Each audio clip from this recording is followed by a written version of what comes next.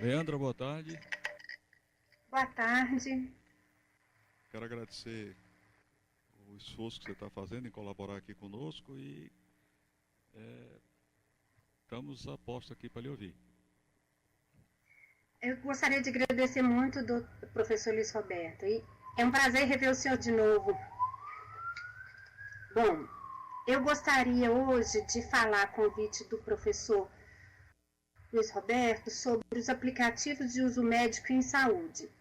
Os links que eu achei importantes ou os aplicativos que eu achei que vale a pena vocês salvarem depois, eu coloquei um QR Code ao lado.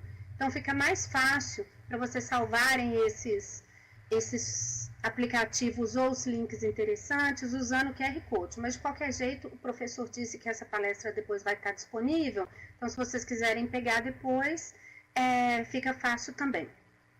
Então, eu gostaria de começar sobre o que é um aplicativo móvel ou aplicação móvel. Ele é um sistema desenvolvido para ser instalado em um dispositivo eletrônico móvel, como smartphones e tablets. É o que hoje todo médico utiliza no seu celular, na sua prática clínica. Então, qual que é a vantagem de um aplicativo ou de um site responsivo, né? Qual que é a diferença e qual que é a vantagem de um para outro? Então, o site responsivo, ele se adapta à tela de diversos dispositivos, as informações alteram de posição, mas mantêm o seu tamanho, sem necessidade de zoom e arrastar a tela do dispositivo. Então, qual que é a vantagem que a gente tem em usar um aplicativo ou disponibilizar um aplicativo ao invés de ter um site? No aplicativo, a experiência do usuário é muito mais positiva. O layout é muito mais eficiente, a usabilidade é melhor e ele é conciso e objetivo. É muito mais fácil da gente localizar a informação que a gente quer no aplicativo do que necessariamente no site. No site, apesar de a gente ter essa possibilidade de o site ser responsivo e se adaptar aos nossos dispositivos, a experiência do usuário no site, no computador ou no tablet também, ela é muito melhor do que no smartphone. Então, eu gostaria também de falar um pouquinho sobre mHealth, o que é e o que significa para nós, para vocês que vão se formar depois e para nós médicos, né? mHealth, segundo a RIMS, é a geração, agregação e difusão de informações de saúde através de dispositivos móveis e wireless, e o compartilhamento dessas informações entre pacientes e provedores. Isso abrange uma gama enorme de possibilidades que a gente pode fazer. Na verdade, a prática da medicina e da saúde pública através de dispositivos móveis. E por que isso é tão importante? Porque hoje, juntando as duas maiores lojas de aplicativos, que é a do Android e do iOS, existem mais de 97 mil apps voltados ao setor de saúde e fitness e que juntos eles geram 4 milhões de downloads gratuitos por dia e outros 300 mil downloads pagos em apenas um único dia no mundo inteiro. Tem uma quantidade imensa desses aplicativos que são baixados e são aproveitados tanto pela comunidade médica como pela comunidade leiga. Eu vou me ater mais aos aplicativos de uso médico, porque os de uso em saúde, eles são uma gama enorme, mas eu vou dar uma passadinha também. Então, quais são as áreas principais do mHealth? Esse link que eu deixei aqui para vocês é um link que oferece só artigos científicos sobre mHealth. É muito interessante, dá para depois vocês darem uma olhada lá e ver a gama imensa que tem de possibilidades dentro dessa área. Então, primeiro é telesaúde e telemedicina. Eu achei uma imagem de um telesaúde e telemedicina aproveitando o computador. Por que ainda é difícil a gente ter isso no smartphone? Porque a gente ainda não tem uma regulamentação em termos de privacidade de dados e privacidade do paciente nos aplicativos móveis. Ainda é uma deficiência nossa aqui no Brasil E o CRM ainda impede uma telemedicina que não seja de médico numa ponta e outro médico na outra. Então, isso ainda é um problema aqui. Uma outra área também da mHealth é a monitorização remota de pacientes. Já tem vários aplicativos no mercado e dispositivos, que depois eu vou falar, de acessórios, que fazem essa monitorização do paciente em casa, e um serviço acompanha essa monitorização, ou até o médico mesmo acompanha essa monitorização. Outra área também muito promissora é o rastreamento de pacientes. Eu peguei como exemplo para vocês aqui um aplicativo de rastreamento de queda de idoso. O idoso instala o aplicativo no celular e, através do giroscópio e uma série de outras possibilidades, ele detecta se o idoso sofreu uma queda. E se o idoso não acionar o aplicativo em 30 segundos, várias pessoas vão ser avisadas. Então, pode ser a central que vai ser avisada, pode ser os parentes, avisa que o idoso sofreu uma queda. Outra área também, que é principalmente aplicativos de uso em saúde, é a monitorização das atividades físicas. Hoje, várias pulseiras e dispositivos como Fitbit, eles avaliam todas as suas atividades e você pode acompanhar isso associado a uma curva de glicose, uma curva de pressão arterial, que fica muito interessante para o médico. Então, outra área que eu gostaria de falar também é do diagnóstico remoto. Esse médico inglês, ele desenvolveu um aplicativo, mas também desenvolveu um acessório para um diagnóstico de fundo de olho e de problemas oftalmológicos também, lá na África. Ele ganhou um prêmio recente também, de 2016, por esse trabalho desenvolvido. Enya, e esse trabalho dele é muito interessante. E uma outra área também é do diagnóstico dermatológico. Essa empresa, First Derm, ela oferece o aplicativo nas lojas, o paciente tira uma foto da lesão, ele descreve essa lesão com esse resumo vai ser enviado para um dos especialistas dermatológicos dele lá. Então, vai fazer o diagnóstico e o tratamento, o que ainda aqui no Brasil não é permitido. Mas eles desenvolveram também um dermatoscópio, que mais tarde eu vou falar dele também.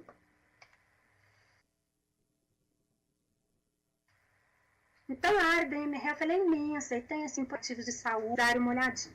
Hoje eu vou falar no que eu considero mais importante para o médico. Então, é conteúdo bibliográfico, apps de conteúdo bibliográfico, apps de arquivamento de casos e prontuário eletrônicos, acessórios que a gente pode ter no celular, também dependem de aplicativo, a comunicação com pacientes, tabelas, né, que é mais burocracia, mas eu acho interessante vocês saberem que existe, e também a discussão de casos online ou discussão de casos por aplicativo. Então, primeiro vamos para o conteúdo bibliográfico. São os apps que usamos para consultar conteúdo médico teórico. Eles são muito úteis na nossa prática clínica, nos estágios, na sala de aula e para tirar dúvidas.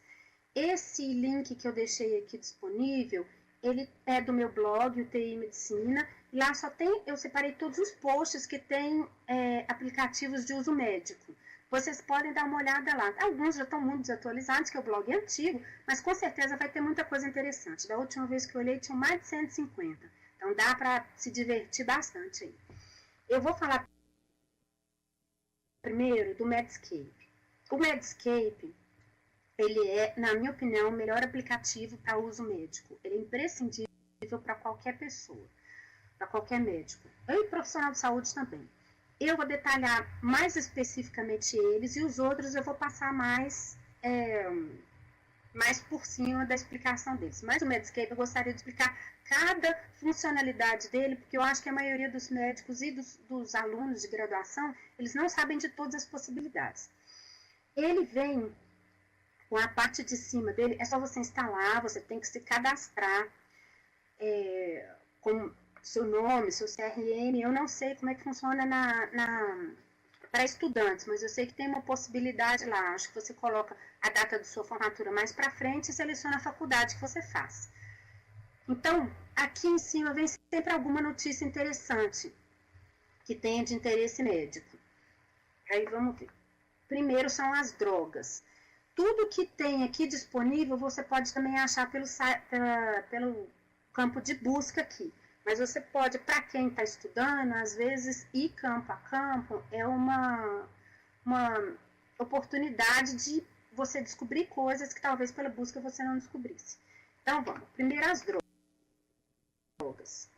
A gente coloca a droga no campo de busca e ela vem com os nomes comerciais, a classe da droga, dosagem, indicação, interação, efeito adverso, precauções, gravidez, se a droga pode ou não ser administrada na gravidez, a farmacologia da droga, imagens de comprimidos ou, se for, formulação. Aqui eu peguei dosagens e indicações. Para adulto, a dosagem vem todas as dosagens disponíveis, mas o interessante mesmo do aplicativo são as dosagens pediátricas.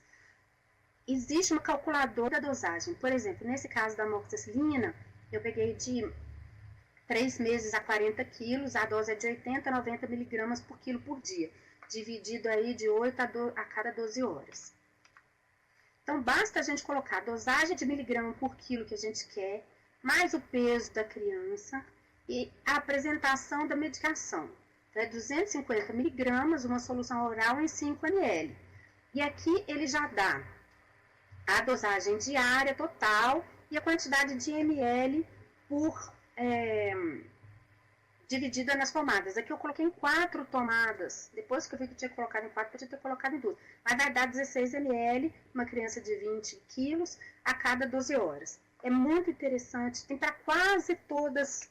Deixa eu voltar aqui. Tem para quase todas as drogas dessa dosagem infantil. Muito legal isso. As condições ou patologias. É a mesma coisa, a gente pode ir por sistema. Aqui eu peguei sistema cardiovascular como exemplo para mostrar e selecionei a síndrome coronariana aguda. Ela vem com uma parte teórica muito completa, inclusive com algoritmo de como a gente maneja o paciente com dor torácica, sinais e sintomas. Vem etiologia, prognóstico, como você faz a educação do paciente nesses casos, apresentação clínica, diagnóstico diferencial, manejo do paciente, né? O tratamento, guidelines. Então, é um aplicativo muito completo que tem uma base teórica muito legal. Os procedimentos também é outra área extremamente interessante. A gente pode selecionar o procedimento pela localização. Aqui eu peguei tórax e coração, isso. E selecionei o tamponamento cardíaco. No tamponamento cardíaco, a gente tem a apresentação clínica, diagnóstico diferencial, mas um recurso muito interessante é que ele tem a descrição dos procedimentos que a gente faz no caso de tamponamento cardíaco. A pericardiocentese e a pericardiotomia, como que você faz uma punção no apêndice tifoide para poder tratar um tamponamento cardíaco na emergência. Então, também é uma área muito interessante, tem tudo, desde acesso venoso central, a lavagem de ouvido, tem tudo aqui. Outro recurso interessante desse aplicativo é a interação medicamentosa. A gente digita o nome da droga ou das drogas que a gente quer e você pode colocar quantas drogas você quiser. Aqui eu selecionei um anticoncepcional oral e um antibiótico. E aí aparece que a gente tem a interação medicamentosa. No caso, a amoxicilina vai diminuir o nível dela, do estradiol, pela alteração da flora intestinal. Então, pode diminuir a eficácia do anticoncepcional. Outro recurso também é a identificação de pílula, no caso de comprimidos, né? No caso de intoxicação exógena, o paciente chega com um comprimido, você não sabe o que é aquele comprimido, isso daqui também facilita bastante. A gente pode procurar pela forma, pela cor, é muito legal. E calculadoras também, é outro recurso que a gente usa muito na prática clínica. Então, a gente também pode ir por sistemas. Eu selecionei fluidos, que fica mais fácil. Então, como que a gente calcularia uma hidratação de uma criança para manter? De manutenção, né? Bota o peso da criança, que é 8 quilos, e ele já dá exatamente a quantidade de ml por hora que você vai ter que infundir nessa criança. Então, esse é um aplicativo em inglês, o único problema dele é ser em inglês, mas é um aplicativo totalmente gratuito e eu acho que é o melhor aplicativo que a gente tem disponível hoje para uso médico, é o Medscape. Mas eu gostaria de falar de alguns outros também. O Whitebook é um aplicativo que ele tem uma parte paga e uma parte disponível em português, uma parte disponível gratuitamente. Ele é em português e ele tem prescrição, tem medicamentos, tem calculadoras, tem o CID e os procedimentos do SUS, que também são recursos que a gente precisa no dia a dia, tem suporte avançado de vida, as rotinas. Eu gostaria de mostrar aqui a semiologia, que eu acho que é um recurso muito interessante que ele tem. Então, tem orientações ao paciente, laboratório, procedimentos, semiologia. Eu peguei semiologia como exemplo e peguei o pulso arterial.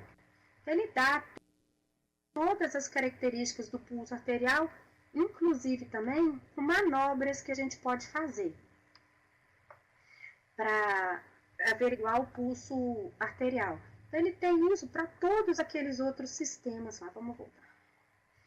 Tem exame cardiovascular, exame físico geral, exame neurológico. É muito bom, muito bom.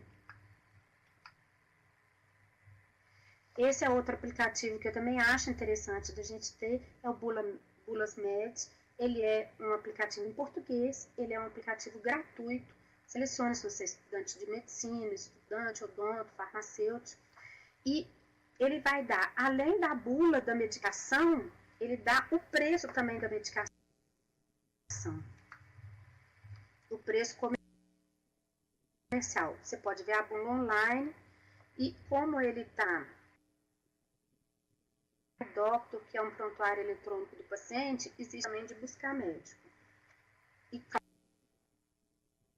claro, eu acho que eu não podia deixar de falar, aplicativos para estudante de medicina que eu acho que podem ser coisa, com todos os posts que eu fiz lá no blog, sobre aplicativos que eu acho que são de interesse para o estudante de medicina. Inclusive tem outros recursos lá também, como recursos no YouTube, recursos online, que são muito interessantes mesmo, eu acho que vale a pena vocês darem uma olhada. Então, como é que um estudante de medicina ele pode usar um aplicativo de uso médico? Ele pode usar como jogo, né? Esse aplicativo de prognoses, ele é muito interessante, ele descreve um quadro clínico com investigação. Deixa eu ver se eu faço um zoom. Com aplicação, com investigação, com manejo, e à medida que você vai avançando no aplicativo, você vai ganhando pontos nisso. Nesse caso, eles avaliaram uma mulher com icterícia, né? E após os questionamentos, mencionou que tinha perdido 2 quilos nos últimos 15 dias. Seu histórico clínico e cirúrgico não são dignos de nota e ela não está fazendo uso de nenhuma medicação. Não há histórico de viagens recentes, é utiliza social, nunca fumou, e aí vem o exame físico. Ele é muito legal. Além dele, tem vários outros jogos também que são muito interessantes. Eu vou falar também aqui de aplicativos de conteúdo para o estudante de medicina. Peguei 3 que eu acho interessantes e que não podia deixar de falar. Um é para obstetrícia, né? Ele calcula a idade gestacional, é um aplicativo gratuito também, calcula o índice de Bishop e o IMC. Ele é muito útil no nosso ambulatório de ginecologia e obstetrícia. É um aplicativo que não pode faltar para a gente. Outro também muito interessante, peguei um de anatomia. Esse Visual Anatomy 3D, ele tem uma parte, a parte músculo esquelética, ela é gratuita, e os outros módulos, eles são pagos, na faixa de $9, $9 um sistema. E ele é muito legal, ele tem uma parte teórica muito interessante também. Além da parte visual, quando você clica, você também pode ver a parte teórica. E o Touch Surgery, que também é um aplicativo cirurgião, como no meu caso, né? Você pode fazer as cirurgias online, passo a passo. Ela também tem uma parte teórica muito boa. É um aplicativo muito legal, muito interessante, estão disponíveis para as duas plataformas. E, claro, os aplicativos para residência médica, né? O MedQuiz é um exemplo dele.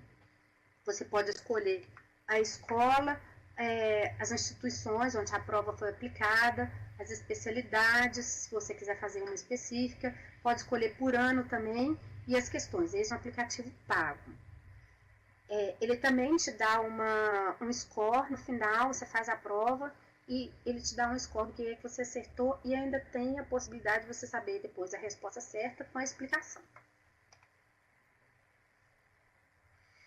Agora, eu gostaria de falar da parte burocrática, que são as tabelas e códigos. A gente sempre precisa disso na nossa prática clínica, para poder preencher um pedido de internação hospitalar, para preencher um pedido de exame de alto custo.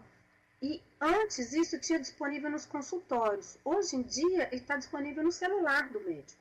Eles são imprescindíveis na nossa prática clínica. Esses procedimentos do SUS, ele é um aplicativo, eu separei a apendicectomia aqui, para vocês darem uma olhada. Ele vem com o código de internação do SUS da cirurgia. E uma coisa interessante que ele tem também é o preço, quanto que um profissional médico recebe por uma apendicectomia pelo SUS. Vem com todos os CIDs também, estão relacionados, então para você preencher a autorização de internação hospitalar, você precisa do CID também, um aplicativo que ajuda muito.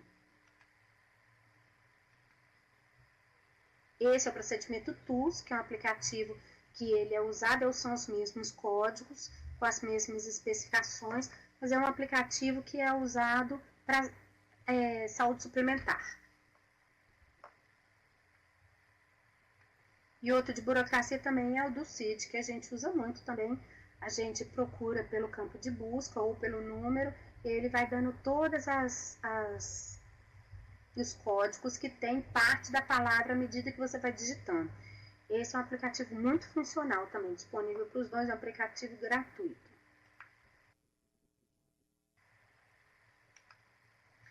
Essa parte eu gostaria de entrar mais profundamente, porque é uma parte que dá muita visibilidade na imprensa, que a gente vive saindo na televisão e nas redes sociais, com crítica, quanto às discussões de caso clínico que os médicos fazem online. A gente tem que tomar muito cuidado com isso. Isso é uma área que tem muita visibilidade e que dá processo contra médico, né? Então, eu peguei aqui desse aplicativo, que é o Figure 1, umas regras que eles fazem para convivência dentro do aplicativo. Depois eu vou explicar direito para vocês. É um aplicativo de discussão de caso clínico, discussão de casos interessantes. Então, o que ele recomenda para a gente? Que eu acho que é imprescindível. Fica parecendo meio óbvio, mas na verdade, quando você participa de uma comunidade de discussão de casos online, seja no Facebook, igual Medical Class, ou seja num aplicativo, você vê que não é tão óbvio assim para todo mundo. Então, primeiro, gente, respeitar o paciente, né? Óbvio. Isso é muito óbvio, mas na verdade nem sempre todo mundo faz. A quantidade de piadinha é muito grande. Eu coloquei recentemente um caso da semana passada de um senhor que chegou no pronto atendimento queixando de uma massa pélvica, de aparecimento recente. E o senhor muito confuso, não informava direito. Aí ele foi para a clínica médica, eu pedi para o paciente fazer um raio-x, depois ser encaminhado para mim, que eu sou cirurgião. Quando o paciente chegou, ele tinha um corpo estranho no reto, no raio-x.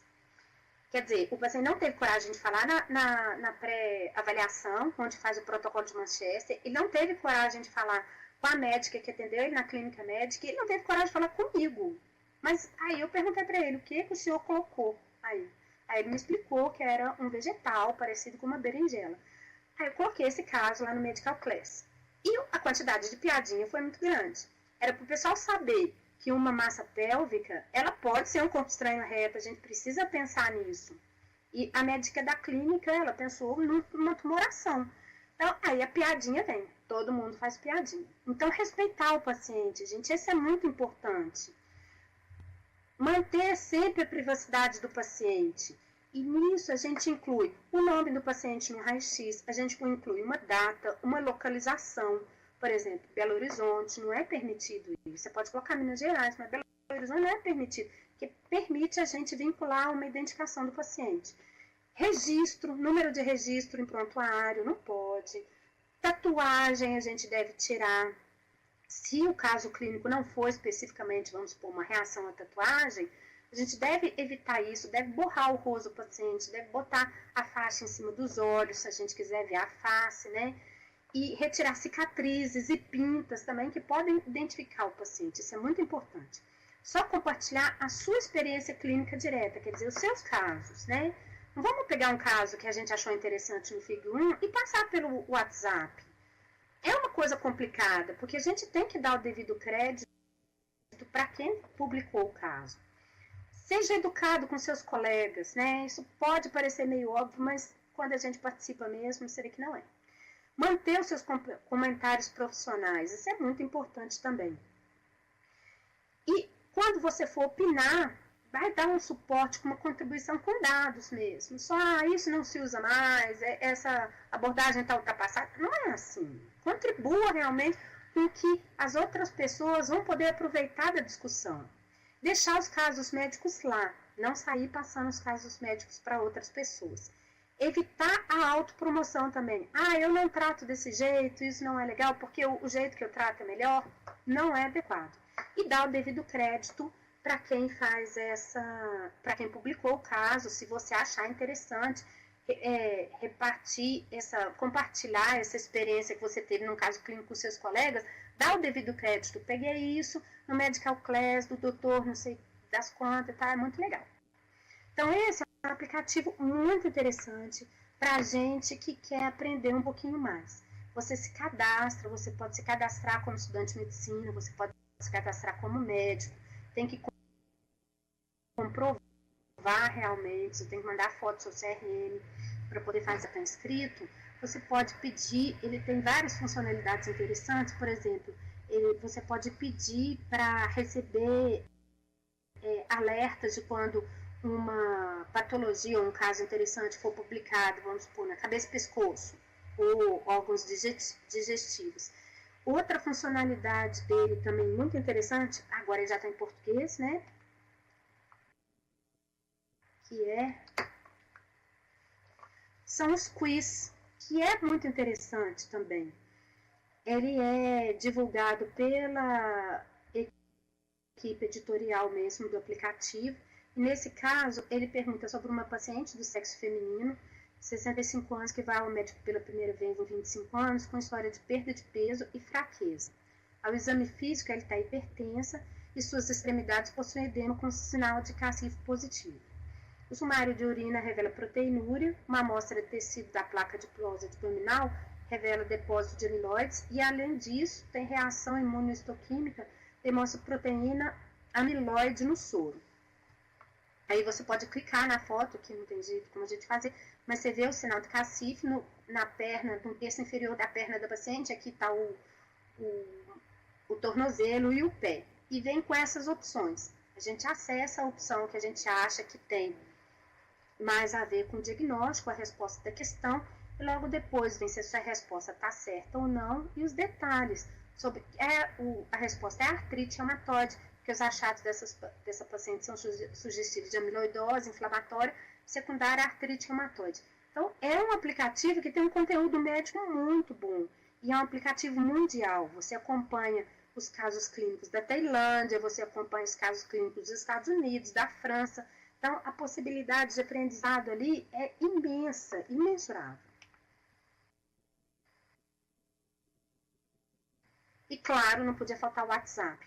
O WhatsApp é uma ferramenta para todo médico. Você quer discutir um caso com um colega, você está com um caso numa emergência, quer discutir um caso com um colega, uma lesão, ou algum aspecto, ou você vai fazer um encaminhamento para o seu colega, ou vou te mandar um caso para você ver, você pode usar o WhatsApp.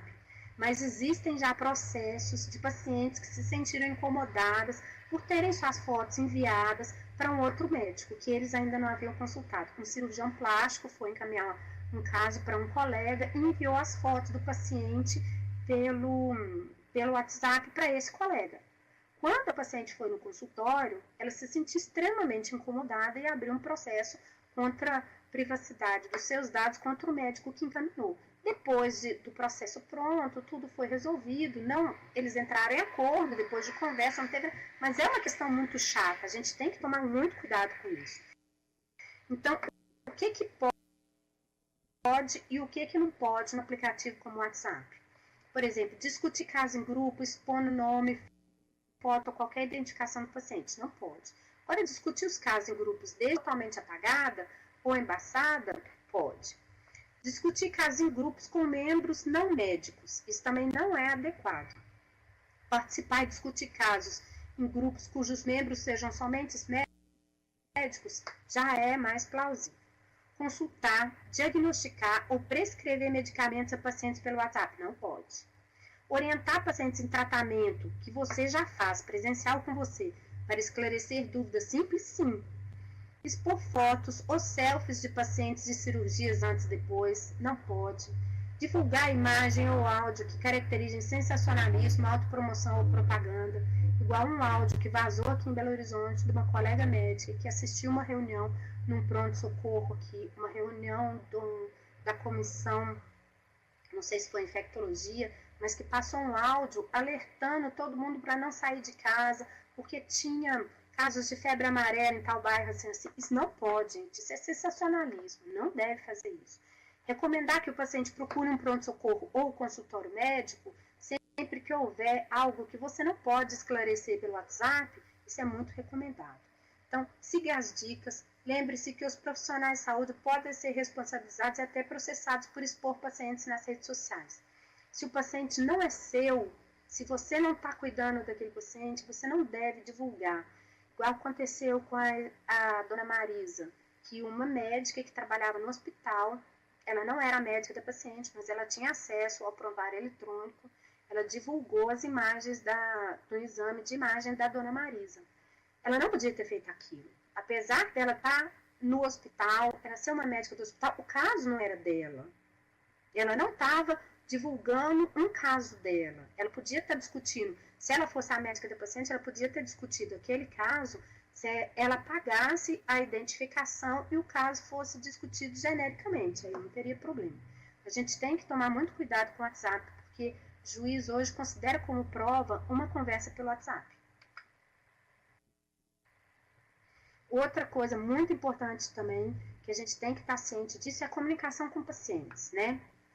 Então, a comunicação com pacientes é vedado ao médico consultar, diagnosticar ou prescrever por qualquer meio de comunicação de massa ou distância. A resolução completa do Conselho Federal de Medicina, eu deixei o link aqui para quem quiser ver, mas fala inclusive de publicidade na internet, essa mesma resolução, ela é muito boa. Contudo, o próprio conselho informa que o médico pode atender, pode orientar por telefone pacientes que ele já conheça, aos quais já prestou atendimento presencial, para esclarecer dúvidas ou relação a algum medicamento prescrito, por exemplo. Então, isso não são contra as regras do Conselho Federal de Medicina. Então, quais são essas regras? Gostaria de mostrar, essa é uma tirinha de um amigo meu, o Solon Maia, do site Meus Nervos. Para quem não conhece, é um site muito interessante, que ele mostra muito a nossa visão do médico em relação a quase todos os problemas que acontecem na nossa prática clínica. E aqui tem uma paciente extremamente insatisfeita, porque o médico não atendeu a chamada no que mandou. Então, o que é de bom tom a gente fazer? Primeiro, deixa claro no primeiro contato se você utiliza o Telegram, utiliza o WhatsApp, e-mail, qualquer forma de comunicação que você possa relacionar com o paciente além do telefone. Especificar também as suas situações de uso. Quais os horários que você está disponível para atender o WhatsApp. Tem um amigo meu que é pediatra, que ele disponibiliza o celular, o WhatsApp, Telegram, qualquer forma de comunicação para os pacientes dele até às 18 horas. A partir desse horário, ele indica algum profissional que esteja de plantão. Acho isso muito interessante, porque os pacientes deles respeitam esse horário. Então, a gente tem que deixar claro. O que mais que a gente aceita por esses aplicativos de comunicação? Pode ser envio de exame? Pode ser descrição de sintoma? Então, é melhor a gente deixar claro isso com o paciente no primeiro contato, para evitar principalmente mal-entendidos. Outra coisa, não é possível a cobrança de consulta pelo WhatsApp. Então, a avaliação de exame pelo WhatsApp, ela não pode ser cobrada. Os diagnósticos, eles não devem ser dados por esses meios, assim como prescrições também não podem ser dadas por esses meios. Eu achei essa informação interessante, que em caso de ausência de resposta a mensagens enviadas pelos aplicativos de mensagens instantâneas, o profissional não se responsabiliza juridicamente por evoluções e agravamentos do quadro do paciente, tenha ou não autorizado o uso do serviço, bem como tenha ou não lido a mensagem, pois o mesmo não se destina à realização de atendimentos médicos completos, e sim meras demandas acessórias, devendo o paciente, em caso de urgência e emergência, dirigir-se a instituições hospitalares e afins. Então, é interessante que a gente deixe claro para o paciente que a gente faça uso dessa comunicação, que é muito bem-vinda, mas que tudo seja esclarecido, de preferência já no começo, na primeira consulta, para evitar mal-entendidos depois. Outra área que eu adoro também é a área de acessórios, que a gente pode usar junto com o celular. Que aplicativos a gente pode instalar para a gente ter uma variação melhor do paciente, né? A gente só não pode ficar tão dependente assim, como nessa chart que o médico quer dar uma olhadinha no monitor de fitness do paciente para conferir se ele realmente está morto. Então, o dermatoscópio. Hoje em dia já tem vários acessórios que a gente pode instalar no celular com o aplicativo para a gente avaliar melhor lesões dermatológicas. Esse é o Handscope, ele é muito bom. Essa é uma imagem ao lado aqui, é uma imagem do melanoma. A ampliação dele da imagem é muito boa, ele aumenta muito a imagem. Daqui a gente pode ver pontos pretos, coloração azulada, margens indefinidas, pigmentação na periferia, tudo isso indica que isso aqui é um melanoma. Então, é um recurso muito bom que a gente pode usar. Aquela startup que eu mostrei para vocês no começo, dos Estados Unidos, que o médico ele avalia a lesão e uma anamnese feita pelo aplicativo, eles têm também esse acessório aqui, que é também um dermatoscópio, daquela mesma empresa, da First Derm. É muito útil também. A gente pode usar também esfingnomanômetro, ligados por wireless aos dispositivos, que pode ser também enviado ao seu médico, pode ser para o paciente fazer esse controle, enviar os dados para o médico dele, enviar os dados para alguma central que faça esse acompanhamento, né? Faça curva de PA. O oxímetro também, já tem vários oxímetros disponíveis também, eles também são wireless. Lançou anteontem, eu gostaria de ter colocado aqui, mas não deu tempo de eu fazer, ele foi aprovado pelo FDA nos Estados Unidos, o oxímetro dessa mesma marca, que ele mede saturação de oxigênio e mede praticamente todo o perfil de uma gasometria. Ele foi autorizado, acho que anteontem, se não me engano. Então, é uma possibilidade muito boa para a gente, você deixar isso no paciente que vai, por exemplo, para a radiologia, e você acompanhar o paciente da UTI, ou um paciente que vai ser transferido para um outro quarto, você poder acompanhar isso em tempo real como o paciente está. O biclosímetro também já é muito comum, tem vários deles no mercado que fazem esse envio de dados por Bluetooth, por wireless, ele é muito interessante. Essa empresa desse daqui, ela tem um coach pessoal, quem compra o material, ela tem um coach pessoal que monitoriza toda a sua dosagem e te dá orientações, inclusive, de alimentação.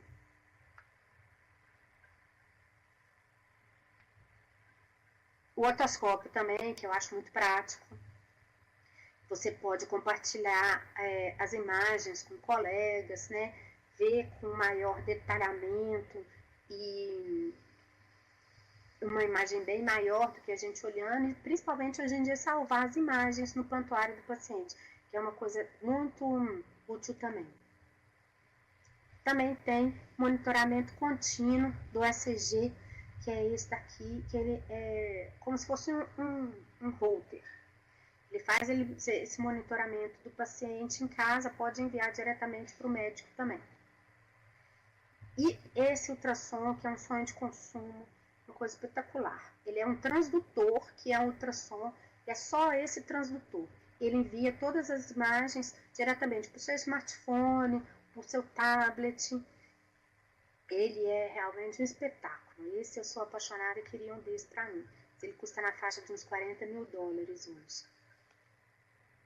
Então, todos esses acessórios, eles usam aplicativos que são usos médicos que a gente pode fazer uso também. Agora, eu gostaria de falar do arquivamento de pacientes e dos prontuários eletrônicos. São aplicativos que a gente usa para guardar fotos ou história clínica dos pacientes, observar a segurança e privacidade dos dados do paciente. Esses aplicativos eles devem conter, no mínimo, login e senha toda vez que você for entrar no aplicativo. Assim, quem pegar o seu celular, ele não tem acesso aos dados que você colocou do seu paciente. Então, esse Photomed, esse é o único que está disponível só para iOS.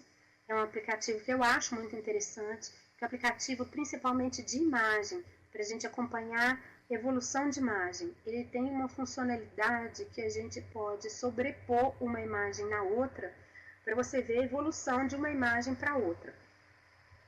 Ele tem um layout muito limpo, muito fácil de usar, com a imagem dos pacientes já na tela inicial que você usou. Ele é um aplicativo muito bom. E eu coloquei aqui como exemplo esse aplicativo que é um prontuário eletrônico mobile. Volta lá. Dá um zoom aqui. Ele é um prontuário eletrônico no aplicativo, tem a maioria das coisas que a gente tem disponível no aplicativo, num prontuário eletrônico no computador. Você pode armazenar imagens, exame de laboratório, mas isso ainda aqui no Brasil não tem formalizado. É uma área que eu vou querer entrar agora para poder explicar direitinho por que isso a gente ainda não tem aqui no Brasil, por que a gente não pode ainda fazer a inserção de dados na cabeceira do paciente direto do nosso celular. A gente tem uma sociedade, que é a Sociedade Brasileira de Informática em Saúde, que fez uma parceria com o Conselho Federal de Medicina para definir o que é um prontuário eletrônico e quais são os requisitos mínimos e obrigatórios para esse tipo de sistema. Então, junto com o Conselho Federal de Medicina, a SBI sentou e falou o que é que a gente precisa, principalmente em termos de segurança e privacidade dos dados. Isso hoje, ela não é uma certificação obrigatória para quem quer ter um software médico, mas ela é uma certificação extremamente recomendada. A maioria das licitações que aparecem de prefeitura, elas já exigem hoje que o software que for concorrer na licitação, ele seja certificado pela SBIS e pelo Conselho Federal de Medicina. Por quê? Porque, no fundo, a SBIS, ela definiu o mínimo necessário para a gente ter a segurança dos dados, a funcionalidade e a estrutura e conteúdo de um prontuário eletrônico. Então, alguém que queira começar a desenvolver um prontuário eletrônico, é muito interessante que tenha acesso a esses requisitos da certificação. Então, a gente ainda não tem isso para aplicativos mobile. A SBIS ainda não tem uma avaliação do que seria necessário, o que seriam requisitos mínimos para a gente poder ter um prontuário médico disponível para inserção de dados no celular. No momento, os softwares que eles são certificados pelo Conselho Federal de Medicina e pela SBIS, eles têm o aplicativo disponível para celular, mas é onde a gente pode só consultar os dados, consultar a agenda. Os certificados, né, que são aprovados nessa certificação, eles ainda não têm a possibilidade de a gente inserir dados. Por isso, pela dificuldade ainda de a gente definir qual seria o mínimo necessário para a gente ter uma segurança dos dados do paciente e a privacidade do paciente.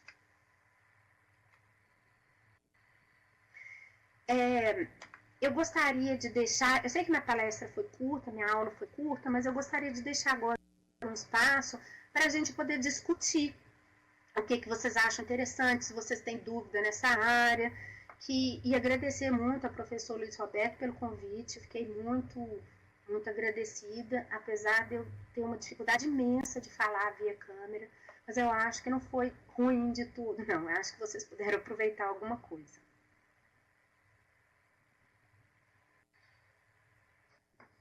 Leandra, muito obrigado. Eu acho que você superou as expectativas. E Obrigada. essa imensa dificuldade que você tem em falar sobre as câmeras, eu acho que ela existe aí em algum sonho, algum pesadelo que você tem, porque você fala com uma tranquilidade, minha amiga, invejável, viu? Eu até estava convencendo o Gleison aí a retirar a câmera, mas não deu muito certo. Eu acho que você tem, inclusive, um perfil acadêmico muito bom. Espero que você cresça nessa área e não é preciso hoje estar ligado a nenhuma universidade, porque com essa facilidade com que você domina tudo isso, você colocando aulas na internet a respeito disso, você vai ter um público garantido, sem a menor dúvida, porque eu até hoje nunca tinha ouvido alguém falar de todas essas coisas com tanta tranquilidade, com tanto conhecimento, com tanta segurança, inclusive colocando pontos assim bem específicos em relação ao que é que pode, o que é que não pode. Essas suas afirmações a respeito do WhatsApp, por exemplo. Isso é uma coisa que deveria ser conhecimento geral de todas as pessoas, porque é tão disseminado. Justamente.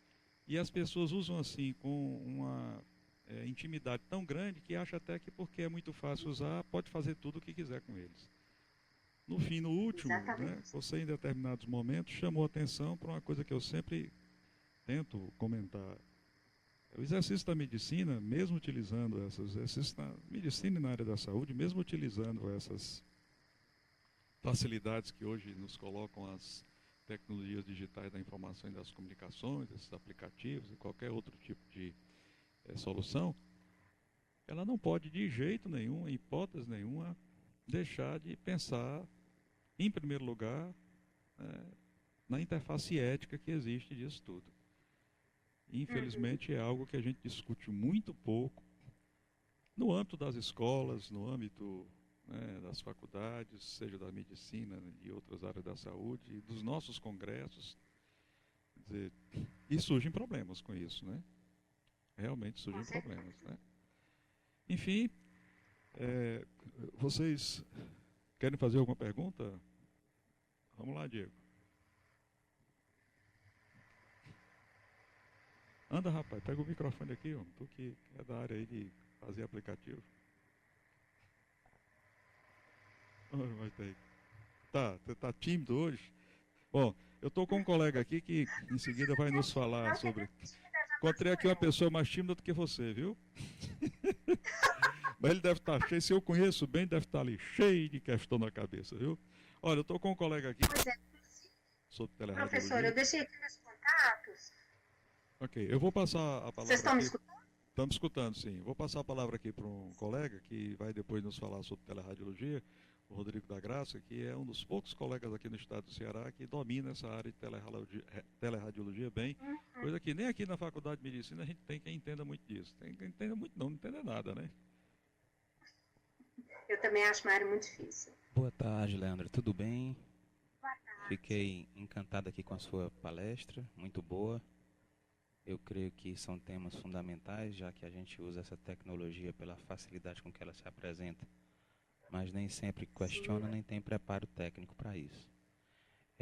Vi você falar aí muito bem aí dos aplicativos, e eu acho que é uma área extremamente promissora de interface, né, entre o paciente e o seu médico à distância. E gostaria de saber se dentro desse seu conhecimento que você tem acompanhado, se existe algum esforço dos desenvolvedores de aplicativo junto com as clínicas ou laboratórios para padronizar, por exemplo, interfaces que facilitem de alimentar um exemplo, um prontuário eletrônico de um paciente.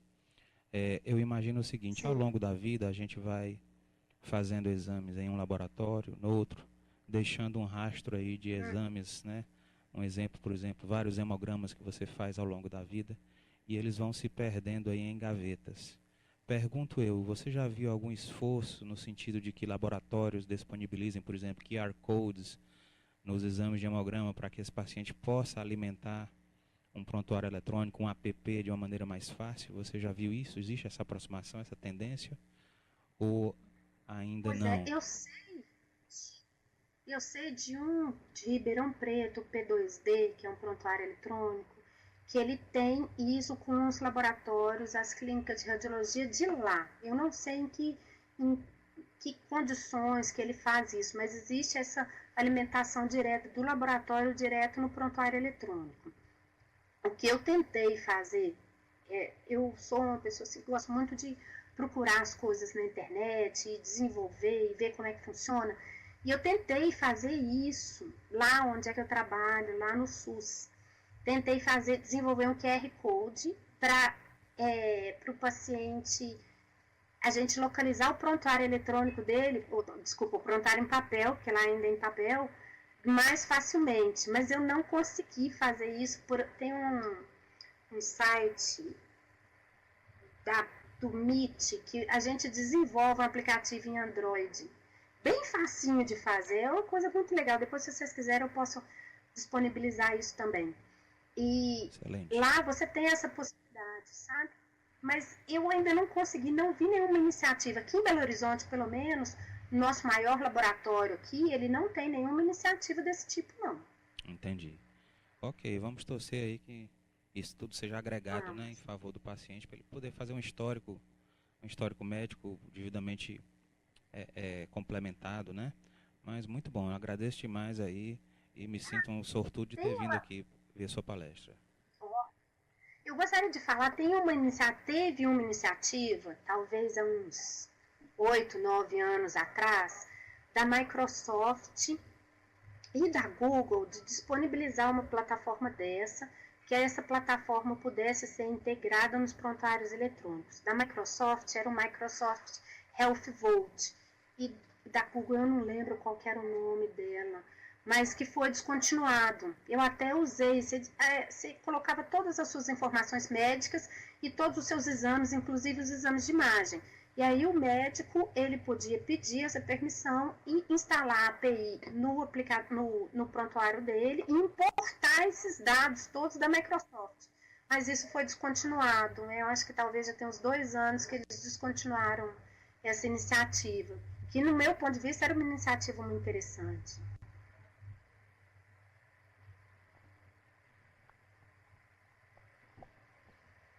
Tem uma aluna nossa aqui que quer lhe perguntar uma coisa, Leandra, por favor.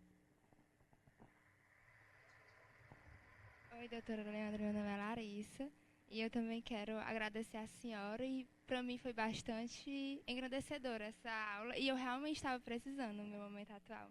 Eu realmente gostei bastante e, e eu queria perguntar para a senhora, eu não peguei o nome exato desse aplicativo de casos clínicos que a senhora falou.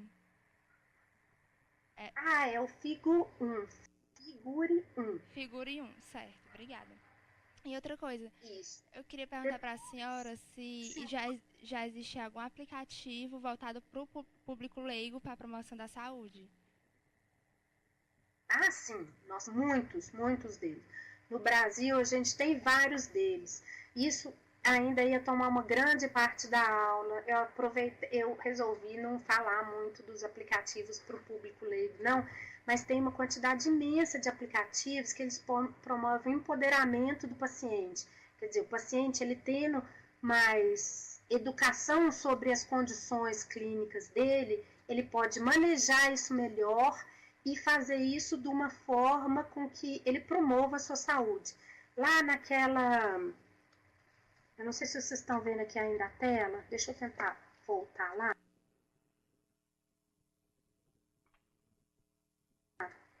Eu volto aqui. Naquela tela do mHealth. Deixa eu voltar.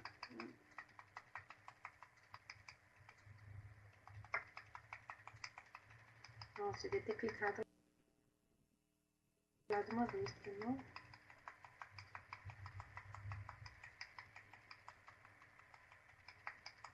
Pronto, tá acabando.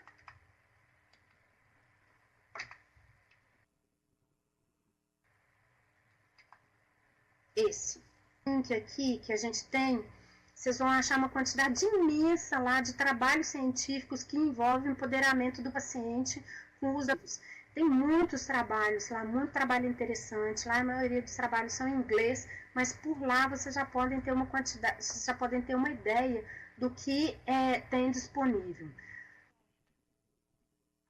Eles não estão organizados nas lojas de aplicativo, sabe? Isso eu acho que é uma deficiência das lojas de aplicativo, não organizar esses aplicativos de forma que o público pudesse achar mais facilmente. Eles estão só em saúde, eles veem muita coisa lá para médico, eles não veem coisa que tenha relevância para eles. Isso ainda falta nas lojas de aplicativo. Deixa eu voltar também, eu quero te mostrar o aplicativo que você perguntou. Deixa eu voltar aqui.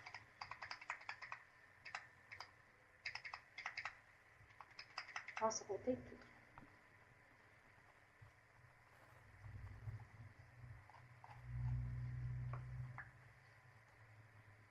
Não vou conseguir voltar aqui, gente. Então, vou ter que voltar até lá no comecinho de novo. Não. Na discussão de casos clínicos tem o Figure 1 lá. FUGURE1. Lá, eu já vi alguns estudantes em várias faculdades que eles ganham um kitzinho para poder divulgar esse aplicativo nas faculdades. Eles têm um badgezinho lá que classifica eles como divulgador do aplicativo. Em várias faculdades eu já vi os meninos pedindo para a gente divulgar pelo link deles, porque eles ganham alguma coisa com isso. Então eu acho que é um aplicativo que vale a pena vocês terem, porque além de vocês aprenderem, vocês ainda ganham alguma coisa com essa divulgação do aplicativo na universidade.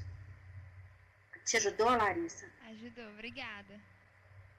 Leandra, então, só me resta lhe agradecer a sua brilhante participação conosco aqui.